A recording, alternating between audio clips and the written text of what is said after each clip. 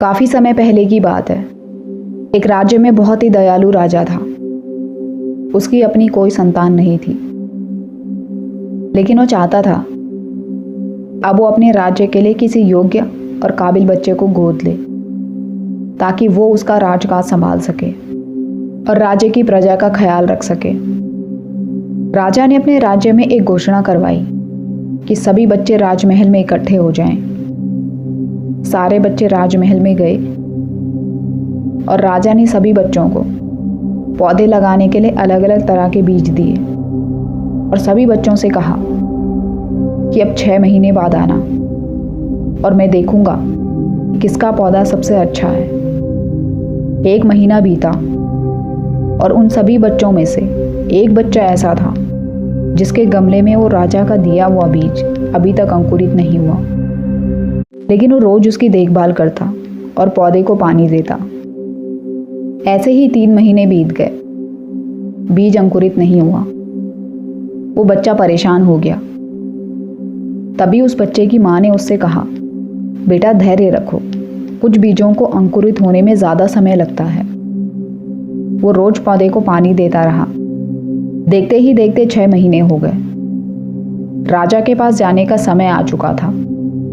वो बहुत ही डरा हुआ था। सभी बच्चों के गमलों में तो पौधे होंगे और उसका गमला खाली होगा। सभी बच्चे राजमहल में आ चुके थे।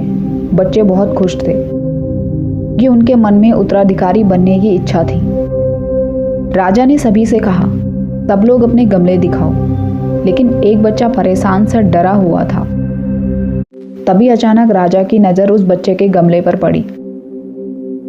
राजा ने उससे पूछा, तुम्हारा गमला क्यों खाली है? तो बच्चे ने कहा, मैंने इस गमले की 6 महीने तक देखभाल करी, इसको पानी दिया। राजा उस बच्चे की ईमानदारी से बहुत खुश हुआ।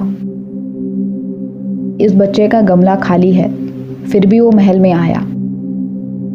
राजा ने सभी बच्चों के गमले देखने के बाद उस बच्चे को बुलाया और उसका गमला सारे बच्चों को दिखाया। सभी बच्चे उस पर हंसने लगे। तो तभी राजा ने कहा, शांत हो जाओ, इतने खुश होने की ज़रूरत नहीं है। तुम सभी के पास जो पौधे हैं वो सब बंजर हैं। तुम लोग चाहे उसमें कितनी भी मेहनत कर लो, उन पौधों से कुछ नहीं निकलने वाला। असली बीज यही था। राजा उस बच्चे की ईमानदारी से इतना खुश हुआ कि उसने उसे अपना उत्तराधिकारी बना दिया। ये कहानी हमें सिखाती है कि अगर हम खुद के साथ ईमानदार हैं तो हम अपने जीवन में सफल हो ही जाते हैं।